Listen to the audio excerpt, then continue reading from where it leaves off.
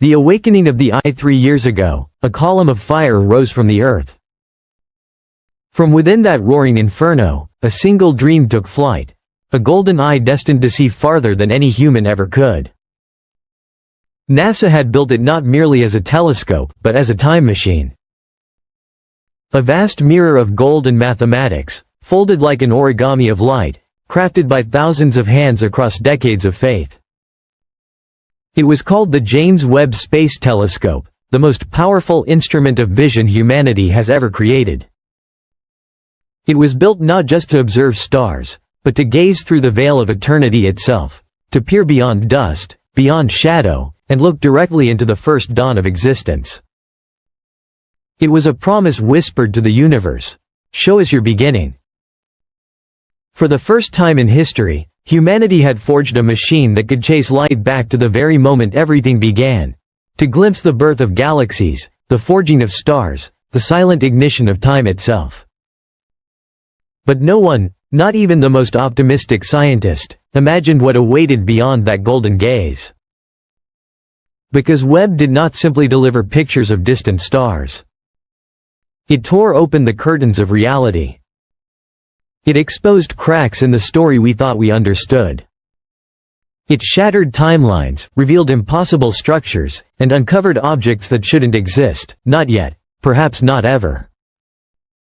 What began as a noble mission of science slowly evolved into something far greater, an unraveling of the universe's deepest secrets, a quiet confrontation with the impossible. And at the heart of that revelation came one chilling realization: the universe was never what we thought. When Webb turned its flawless mirrors toward the farthest reaches of the cosmos, astronomers expected to see the universe's infancy, a chaotic nursery of newborn galaxies, flickering lights barely formed after the Big Bang. But what it revealed was something that should not have been there.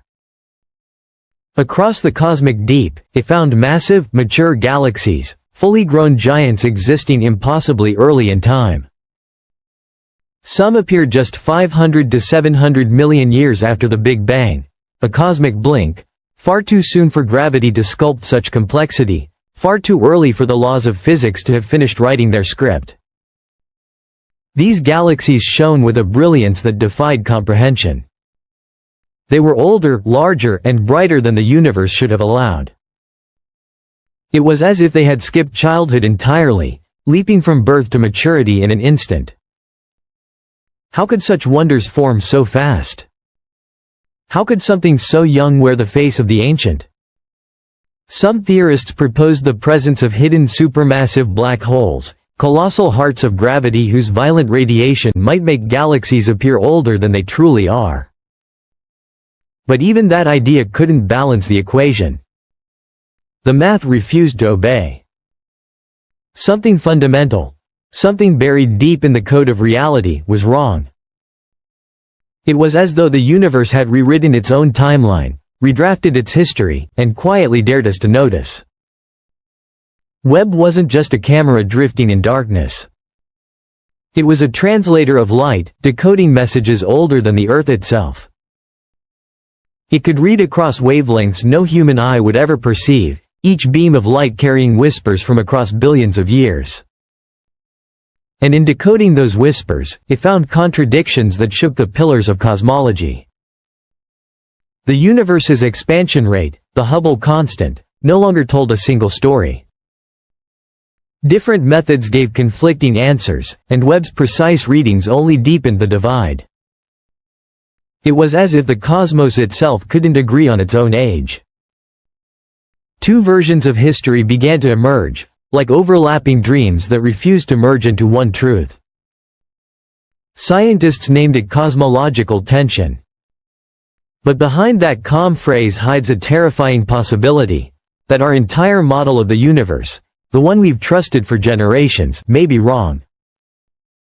Because if galaxies formed too early, if stars appeared older than the universe itself, and if cosmic structures align in patterns too perfect to be random, then perhaps we are not staring at chaos at all.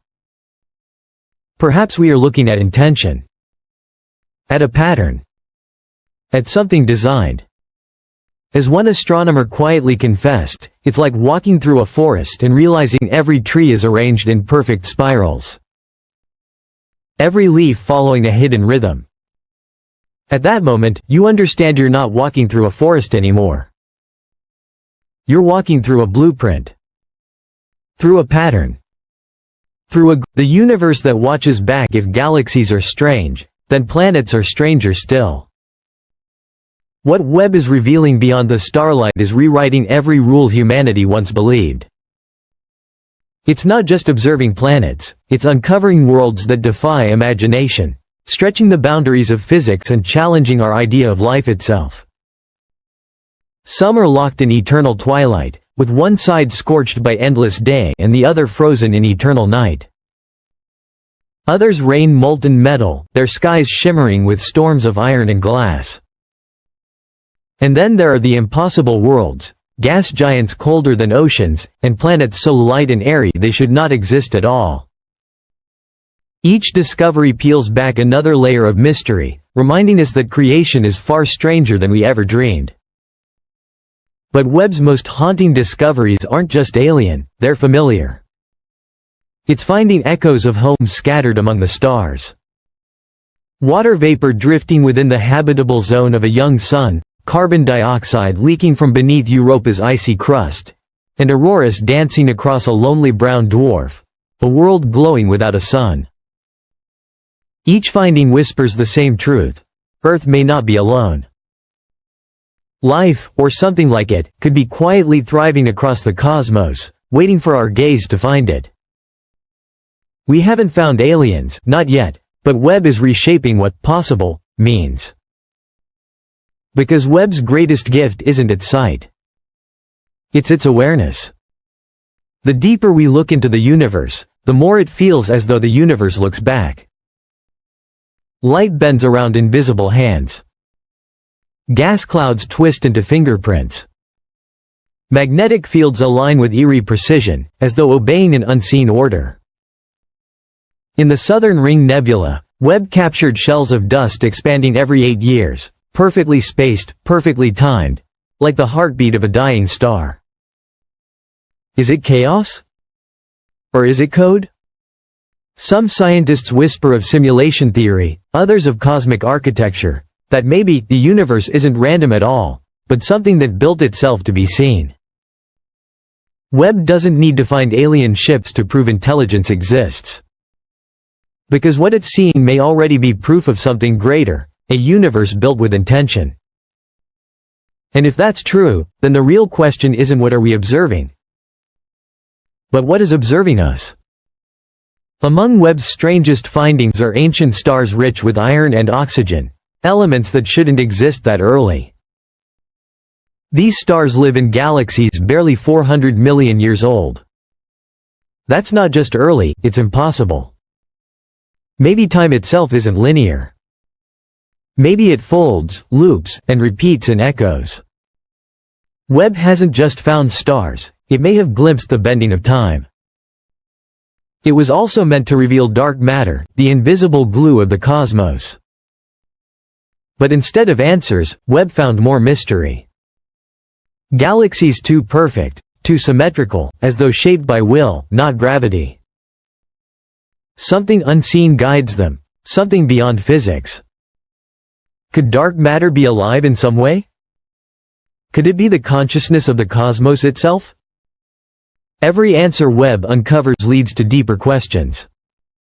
At the farthest edge of its reach, where light begins to fade, reality itself starts to blur. Galaxies dissolve too fast. Time stretches. Space distorts. Scientists call it the cosmological horizon, the edge of the observable universe. But some now call it something else, the rendered boundary. The point where the universe stops being real. A stage that only exists where light has reached.